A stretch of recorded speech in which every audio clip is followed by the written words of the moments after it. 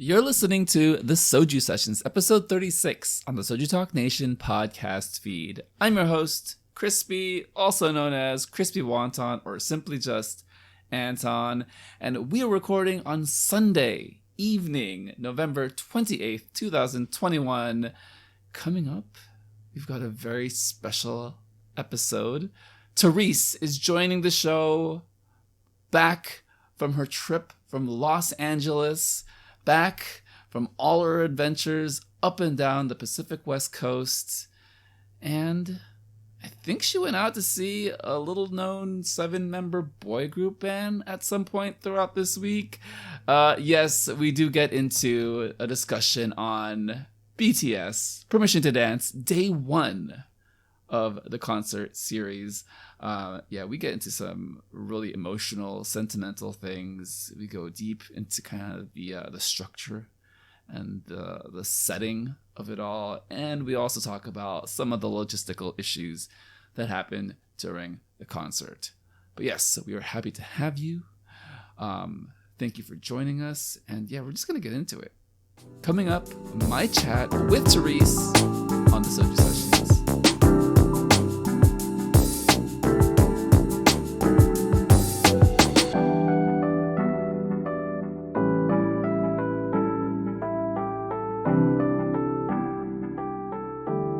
Joining Soju Sessions and returning from her West Coast trip, returning from sunny Los Angeles, being an influencer, exploring the coast, and I think she went to see a little 7-member Korean boy group earlier this week. Yesterday, if I to be exact. We've got Therese joining the show. Welcome, Therese. Hi, thanks for having me. Therese, it's really nice to have you. Thank you for joining on this Sunday evening. We're going to do it, we'll do it like really podcast reaction style. We're just going to get all of the emotions and the rawness as soon as you get off the plane, because I think you literally had just gotten off the plane before we hit record just now. Yes, so I just got off the plane. Which is amazing, and I do appreciate that you're here on the show. So let me get you just general overviews. How are you feeling? A little bit of a decompression. Now that you're settled a little bit at home, take me through some of your thoughts right now.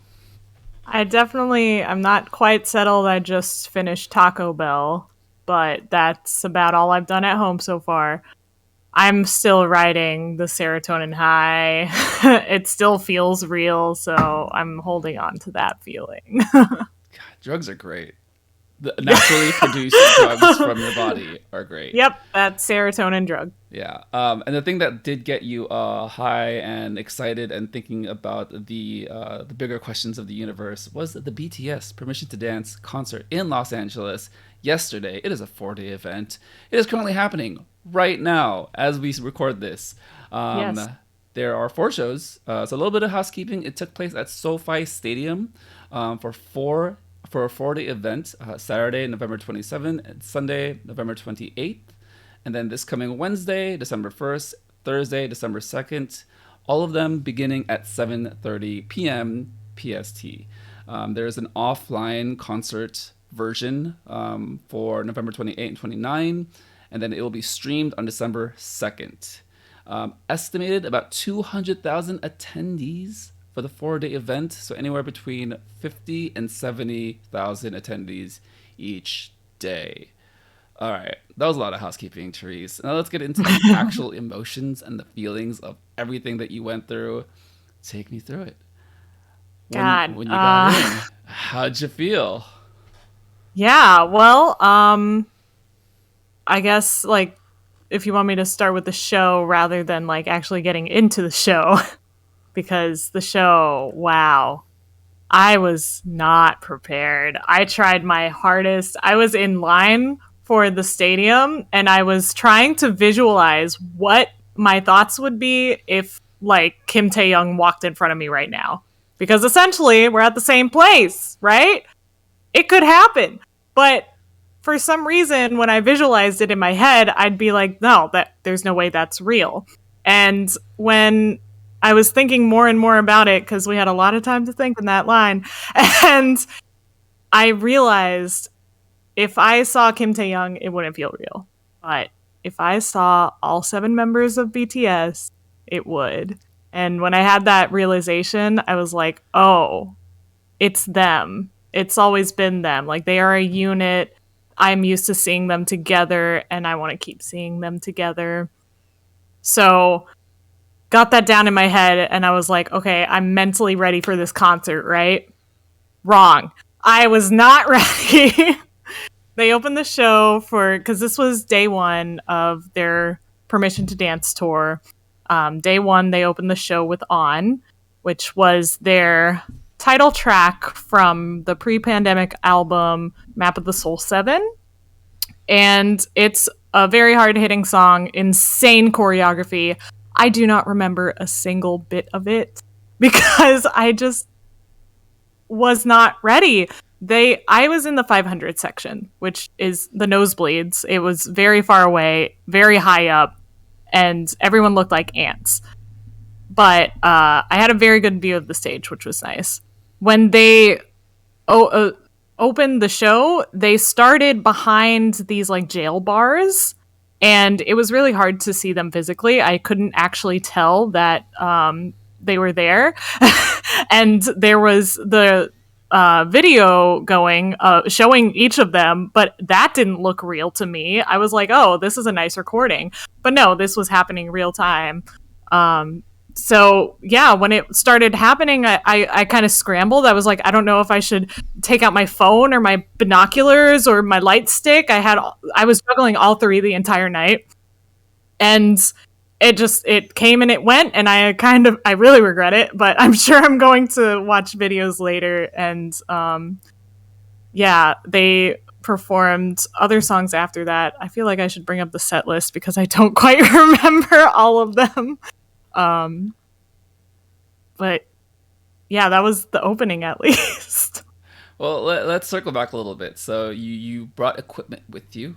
So you had your things. Tell us what you brought into the arena, the stadium. Yeah, I made a few vlogging TikToks about it because I knew as soon as I was going to get to the stadium, I was going to lose my mind. And that was a very accurate assumption.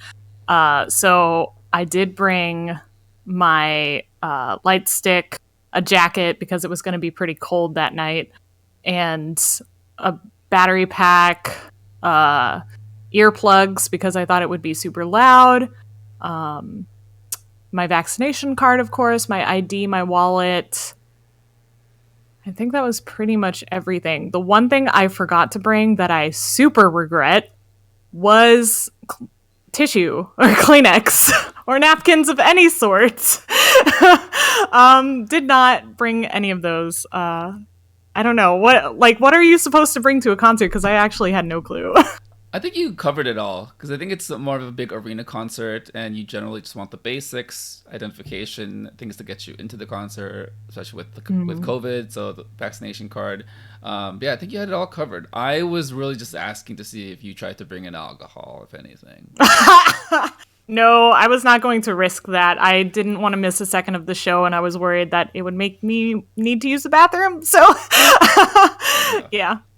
Did you consume any alcohol prior, during, at any point during the show? Not the day of. I was just too busy. I got into the merch line, as you can see in the video. Merch, yay! So it was just a hectic day of running around without any real time to party. No, you were super locked in. And I think with something like this, where it's day 1, you don't know what's happening, no one has experienced it yet, so you have nothing to go off of as far as the internet's concerned, between Twitter, TikTok, Instagram, all the things. You are one of the pathfinders, if you will, of everything. It definitely felt that way. So with kind of the way that the show played out, you were in the 500 section, but it's part of the experience, just being with the crowd. How do you feel like they incorporated the screens as far as the stages, performance, and being immersed in the performance? It was really cool. I was told that the SoFi Stadium had like a 360 screen experience. I honestly don't know what they were talking about because I was so high up. I might not have been able to see that. There was one really big screen, and it was very good quality, so you could see everything. I think they might have edited the videos on that screen too much, where they would add like little stickers or stuff while the members are singing, because it looked more like a music video than what was happening on stage live. But other than that, I think it was very well done. Camera work is usually pretty good at their concerts, and yeah. Do you want me to keep going through the show, because I finally found the set list? Thank God for Army on Twitter. Yeah, no worries. Take it however you want to go. So we just had and you were just talking about the depth and scope of seeing them at different areas and the way that the stage played out. What was the next song, and were there any surprises with how the songs were performed? There were surprises. I know that a lot of people were posting about soundcheck and stuff, and I saw a couple spoilers, but I mostly went in with a fresh mind of like, I don't know what they're going to perform.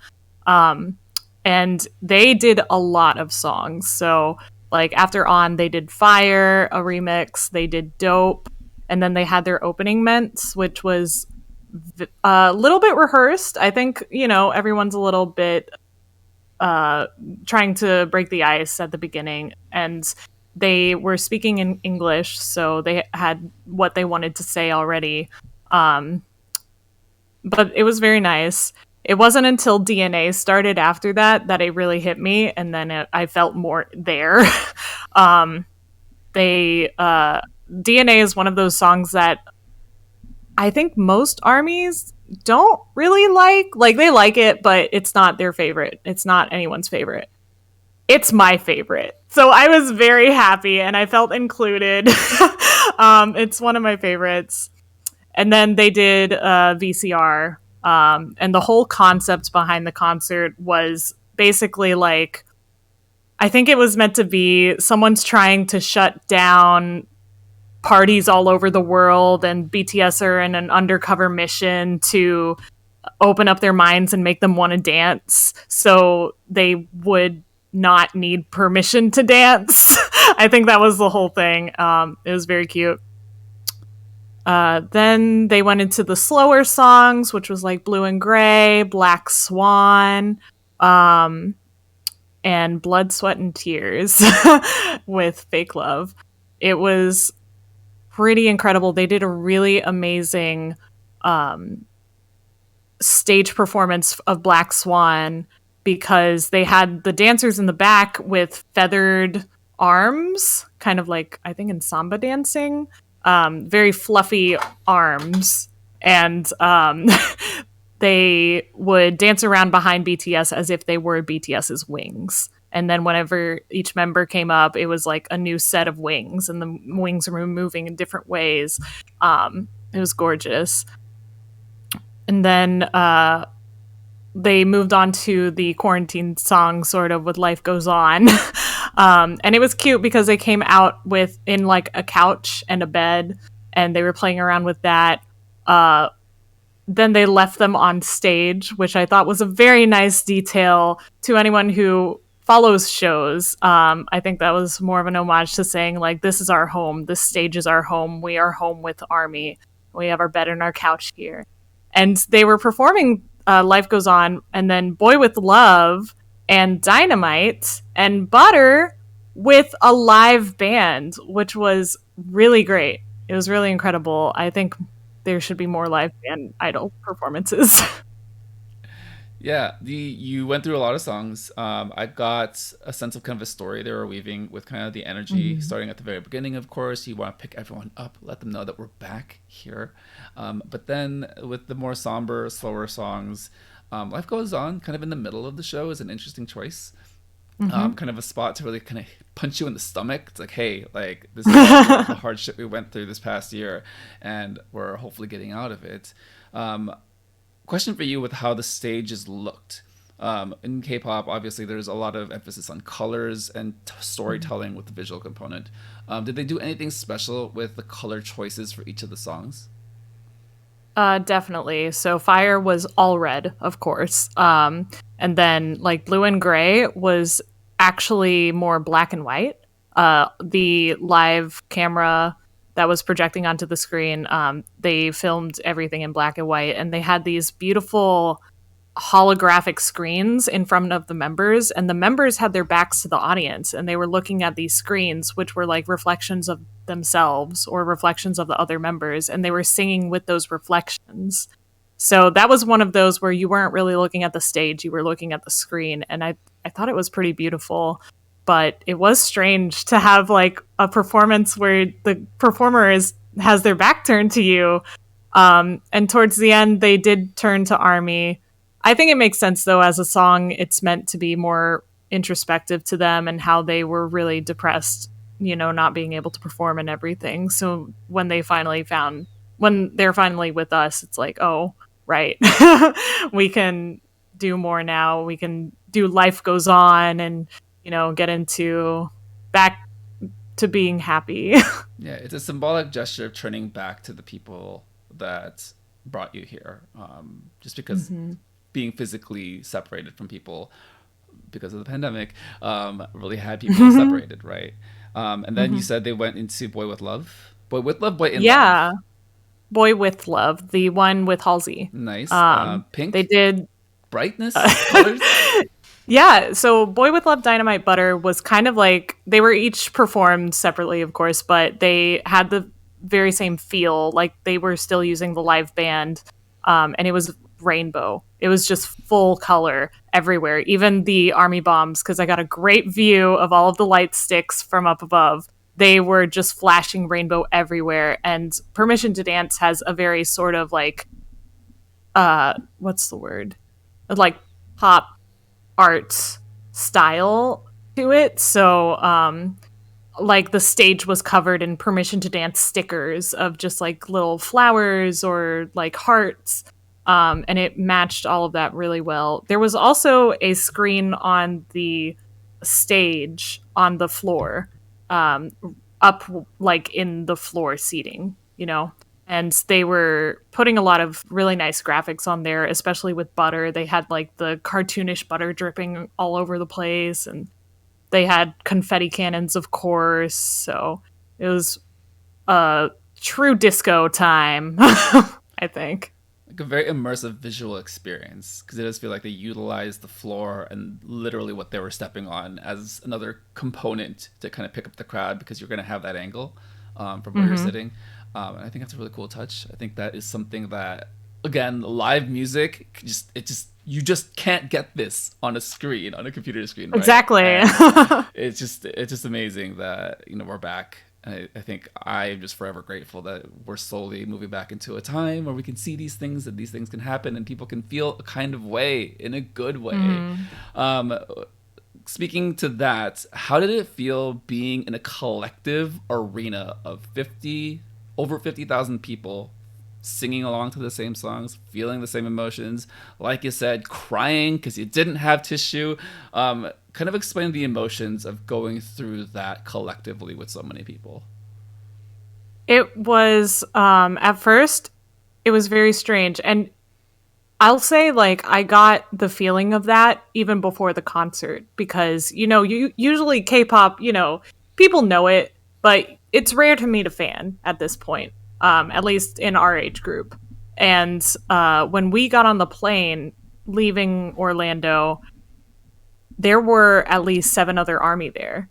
And I didn't know that many Orlando Army. Like, I know a couple. I met a couple in different K-pop events, but we were all there for the same reason, and that was pretty incredible. So as soon as we got on the plane until we got off, there were tons of Army in the airport. And then the next day I went to Disneyland and I wore a BTS shirt, because why not? At every single ride we went on, someone talked about my shirt, and they were asking me, like, who's your favorite member?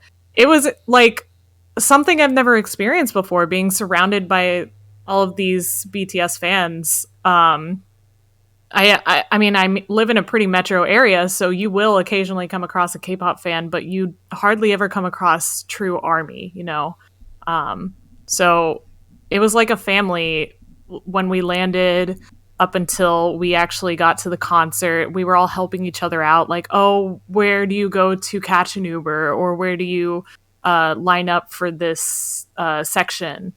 And when we were finally all in the concert with BTS, it was like it was like a whole pie.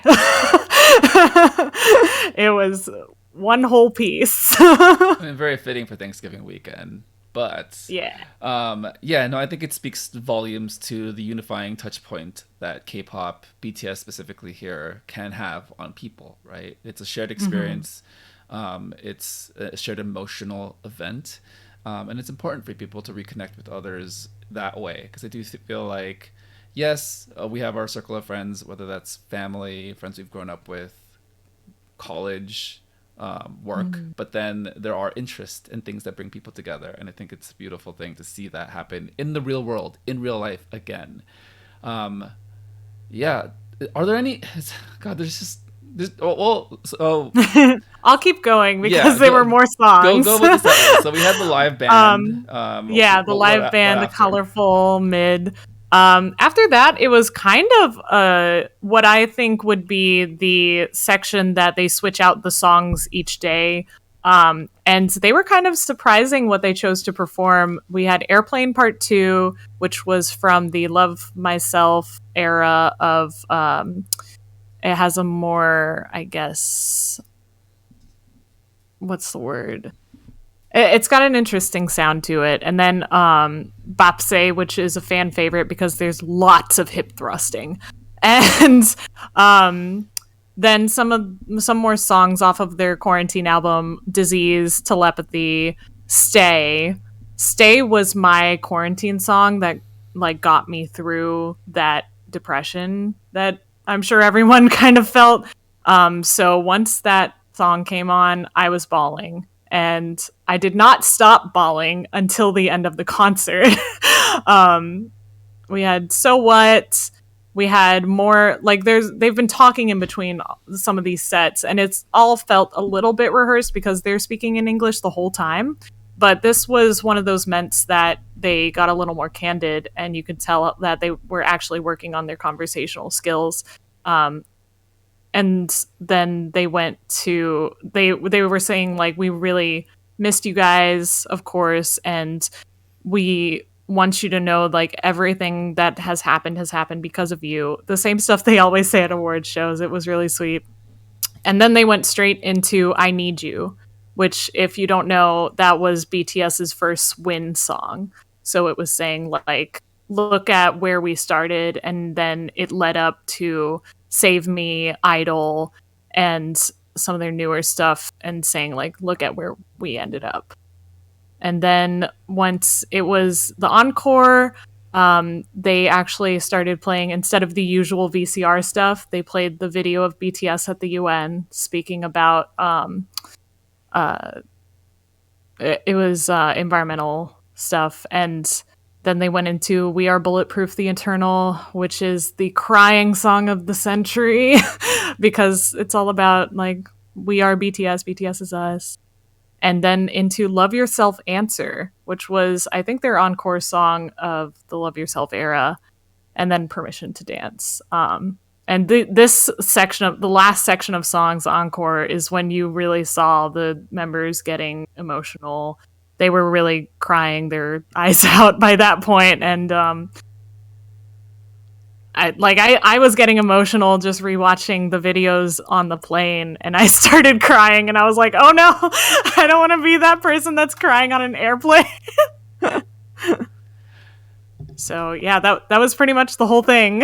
No, thank you for going through the set list and kind of giving a retelling of your experiences and how it all went down. I did want to ask you a little bit more about the stage presence and their interactions on stage. Absolutely. So you did say that some of it was rehearsed, definitely reading from a script.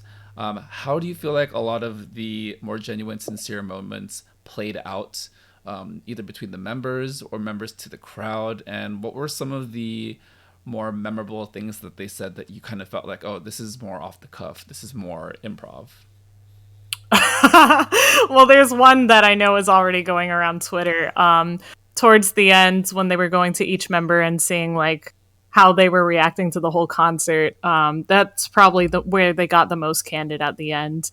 And Taeyoung, he said, "Hey, I'm sorry, Army. I'm sorry, BTS, but holy shit!" And then he was like, "Damn!"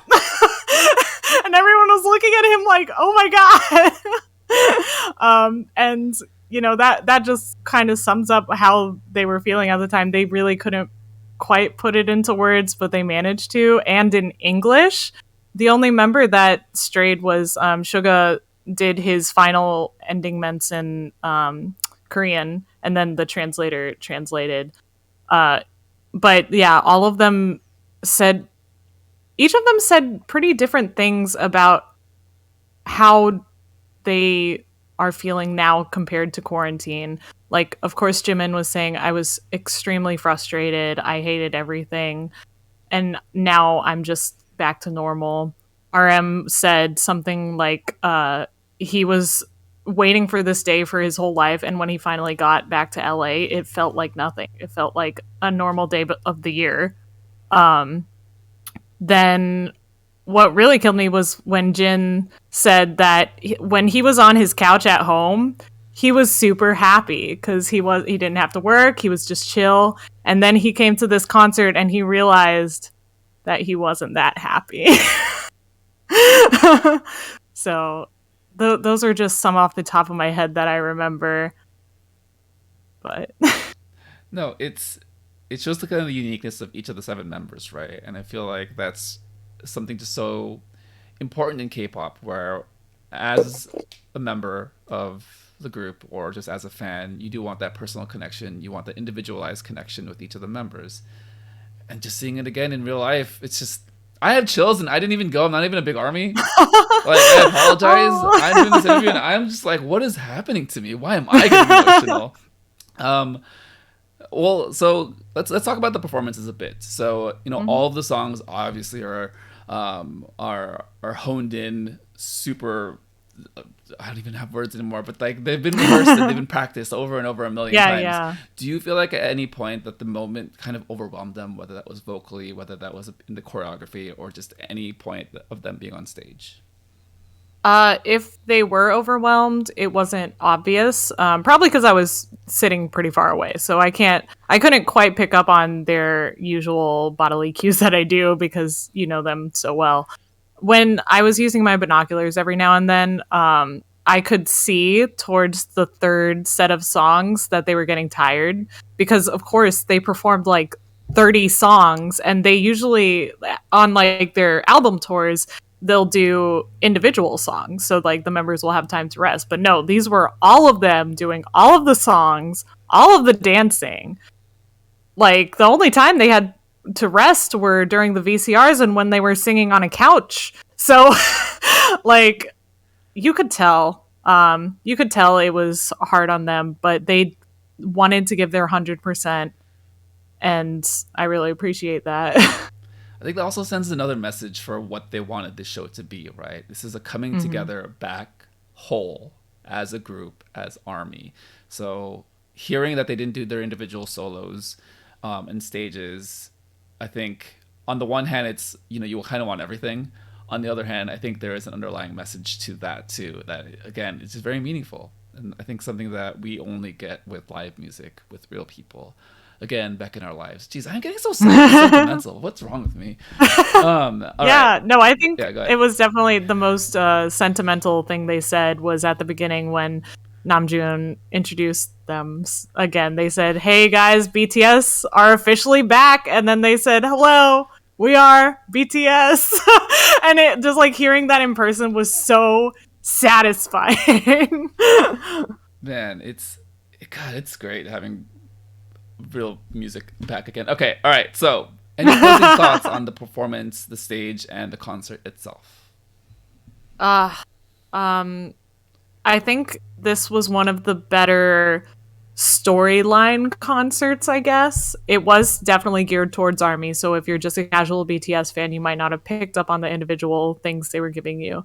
But it was a cute concept of just like going undercover to get permission to dance, essentially. And then it definitely made you want to get up and dance with them. So very good concert concept.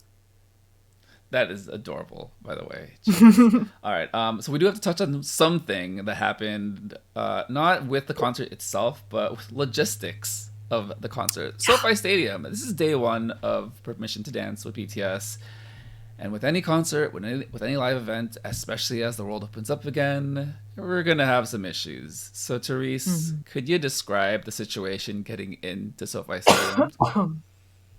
Yeah, there were quite a few issues they had all around.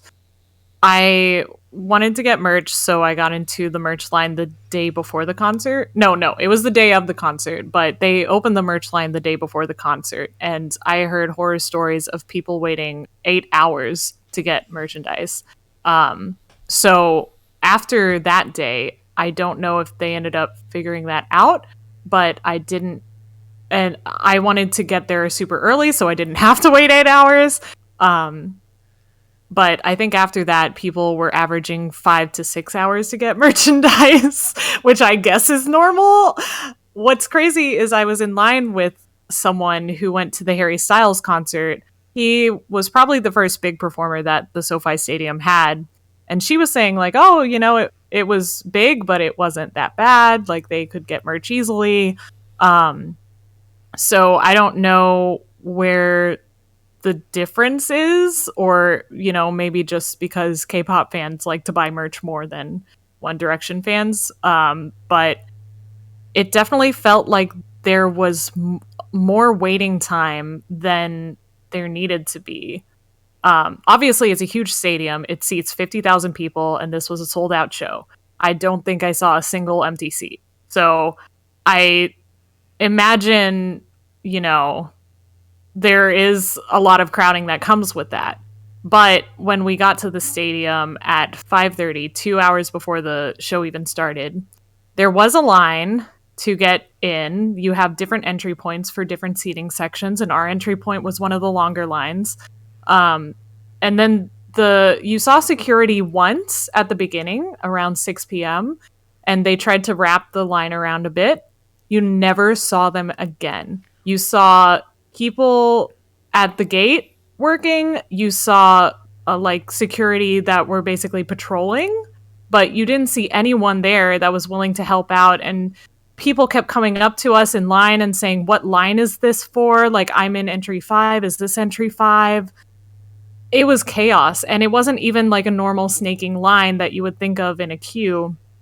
It was going all directions, and there were multiple lines for the same point. So they were all converging into one.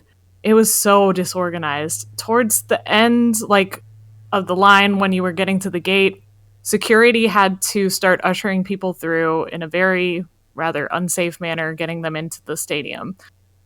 I don't want to do too much whistleblowing, but there were some people that went through the metal detectors and with all of their stuff, and of course it would go off, and they just had to let them through because they had to get people in the stadium. It was taking so long.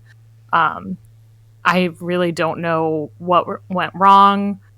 I have my own theory, but it could be completely wrong. I'm thinking since Hybe I think they're pretty good crowd controllers. I've seen them work other concerts, or Big Hit at least. And I don't know if those people were able to come over to the US to work this. I think they had to use the SoFi Stadium workers, and those were really strapped, probably because it was Thanksgiving weekend. Yeah, I really don't know. I hope they figured it out for today. Yeah, I read a few of the horror stories, essentially how you described it, the security situation, a big question mark. Let's just put it that way. Mm-hmm. If you've been following Twitter or TikTok or any of the social media, there are a number of videos of people, let's just say, not really getting patted down, just being let in. The vaccine card situation was a thing, or it wasn't a thing. Clearly, it wasn't a thing. Yeah. But with all the anxiety and all the stress of being around everyone in a very chaotic situation, was there any moment of clarity, at least with the people in your immediate vicinity, to at least help each other to get through for you? That's for sure. Everyone was helping each other. There were a couple leadership people in the line that were trying to figure out where the line was going, what line was for what. There was a merch line in the middle of the snaking to get into the stadium line. It was chaotic, but there were people that were willing to be in that line and say like, hey, I'm entry 5, come over here and I'll tell you like what line that is or what line that is. So it was really helpful in that respect. And then I don't know if this was mentioned, but after the concert was also horrible. Mostly because California isn't known for its public transportation. But if we ended up Ubering to the concert, and my friend and I kind of got stranded. The concert ended at 10:30 p.m. We did not find a lift until 1 a.m. And that was after forking over the $90 for the premier whatever priority pass. There were still people on the streets, and it was cold, waiting to get one. There was no internet connection because everyone was on the same network. It was terrifying. It was truly terrifying. Well, I'm glad you made it back. Clearly, yeah, back safe and sound. Yeah, no, that's. I don't really have any other words to describe that as other than the only other time I've seen that is at EDC in Las Vegas. But again, California, like you said, does not have a great public transit situation, and yeah, that doesn't surprise me that traffic, one, is terrible, and two, lack of organization, top down, beginning to end was an issue yesterday. So yeah, hopefully they figured things out, because ultimately it's the safety of the people attending the concert, right? That is the yes. underlying situation. And if we can enjoy it as much as we want, but at the end, if someone gets hurt and ruins it for everyone, well, has it ruined for them, for everyone, then that's a bigger issue for getting BTS or getting anyone back to do these performances, right? So let's kind of end on a high note. So we've gone over the show specifically, but now that you had time to decompress, now that you had time to think about your reality and your world, what are you hopeful for now? How has this changed your perspective on people, on the world, on stepping back into the real world, just on life? Therese, enlighten us. I am hopeful for more concerts, and I'm really excited to experience those new things. I'm a little sad because it does seem like people have sort of reverted back to a more introverted mindset where, like, the concert audience were relatively quiet. Like, I brought earplugs because I thought it was going to be insane and loud and I wouldn't be able to hear anything. But it wasn't that bad, and it was a little hard to get the wave going, which is not usually a problem. So I'm wondering if everyone was just sort of in that they were out for the first time in years and they didn't really know what to do. Everyone's still kind of like awkward again. Everyone's Bambi, relearning how to walk. Yeah. I'm hoping that they warm up a little and that people, want to go out more rather than experiencing the online concerts, which are very nice watching from the comfort from your own home. But yeah, I was a little bit surprised in that respect. I will say, sitting in the nosebleeds, I did not think that I was going to fly coast to coast just to sit in a $60 nosebleed seat. But I will say it was an experience that I want to do again, because you get to see everything from there. You literally see everything: the light sticks, the stage, the performers. You can't see their faces, but you can see them performing. The fans, like, I would go to any concert once, like, closer to the performers, and then another time up in the stands to be able to see it, because then you can really feel everything that's going on. I second that, because going to any live event, you do want the idea of being up close to the stage is always appealing, right? Because you want to be as close as possible. You want to feel the energy of the stage and the people around you, especially in the standing only seats. But then once you've been to a few, and you realize, oh, perspective and seeing everything is kind of another experience in and of itself. Yeah, I think there's a little bit of something for everyone, honestly. Not to say that if you want to be up close, that's like a bad way to do it. Because I would love to be up close to touch Twice's hand. Hi, Chaeyoung, I love you. That's another show for another time. Come February. But seeing the entire thing from afar, I think, is another immersion that I think it's just different. I would say it's just different. And if you have a chance to experience both at any point in your life, highly recommend, because as I've gotten older, as I've gotten to my 60s and 70s, I realize sitting further back may not be the worst thing ever. If as a matter of fact, I think it's probably what I prefer. So yeah. I always thought that concerts were kind of a intimate experience, but that was really only because I was going alone and sitting pretty close to the stage. So now I have a new perspective. Yeah. So let's briefly go over kind of a life check-in with you. So you did spend some time in Los Angeles, starting from Thursday, Thanksgiving. What was that like flying in on Thanksgiving Day? And then what did you do throughout your time in Los Angeles? So coincidentally, I dropped my roommate off at the airport the day before Thanksgiving, and he told me that it was insane. I needed to get there 3 hours early. He barely made it. So that's what I did. It actually wasn't that bad. The line through TSA was like 30 minutes. And once we were at the gate, we had like 2 hours to spare. But we flew in super early. It was a 7 a.m. flight from the East Coast, and we arrived in LA at 9 a.m. So we literally had breakfast and then second breakfast. And yeah, I really enjoyed seeing the city. I've been once before, but I have new, older eyes to look at it from. Love Disneyland. Didn't quite love SoFi, but it was pretty. Everything was worth it. I've had the busiest month of my life because I also had a company convention. We had an industry convention the week before. I moved apartments for the 4th time this year, the week before that. And then Halloween was the week before that. You were just living your best life. Let's be real. Be real.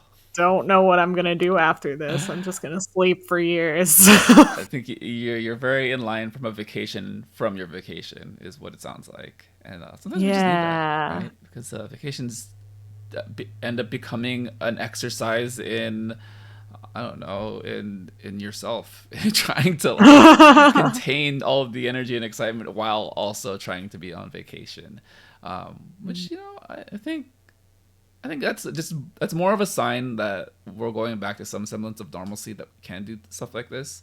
And to me, I freaking love it. I like being around people. I like hearing people's travel stories. I like hearing people going out and seeing things, like you said, with an older set of eyes. I think that's what you said. Yeah. What was did you have any favorite spots that you went to in Los Angeles? Any things that you ate? Oh, you yeah. said you went to Koreatown? Yeah. So when we flew in, we didn't think about having the whole day in LA when we flew in.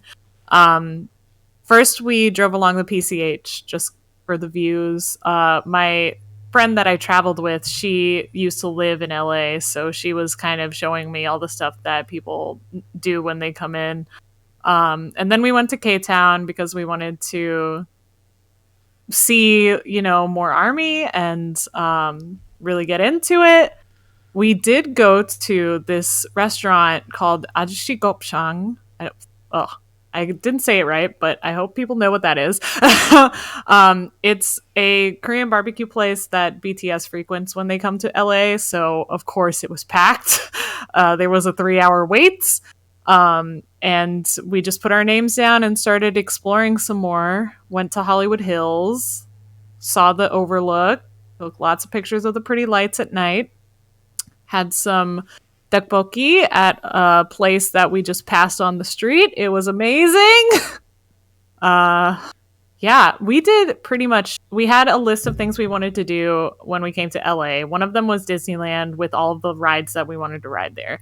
And then the other were some restaurants and the concert, merchandise. We ended up doing everything on that list, even with all of the traffic and everything going on. And I don't know if that was good planning or just being flexible, but it was the most successful trip that lived up to all the expectations you had. I don't have anything else to say, just because one, I think it's a half miracle that LA traffic allotted for everything that you experienced, because LA traffic's a thing.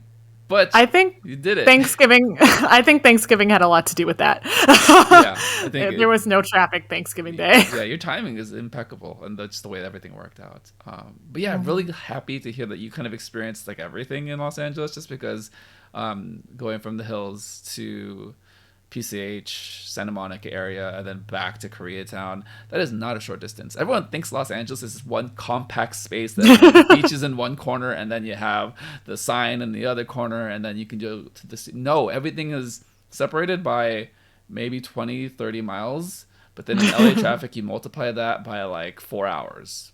Mm-hmm. More or less. A little exaggeration, but not really. But yeah, no, amazing that you experienced and explored everything. Therese, any closing thoughts? Any final things you want to say to everyone who's listening, to your TikTok followers? Because now it sounds like you have 1 million of them. Oh, which means now you have to fulfill your responsibilities for reaching all of those milestones. All the cover dances, all the cover songs that you're gonna be singing, all the different type of vlogs you promised us. We were promised many things, God. And now you have to follow through.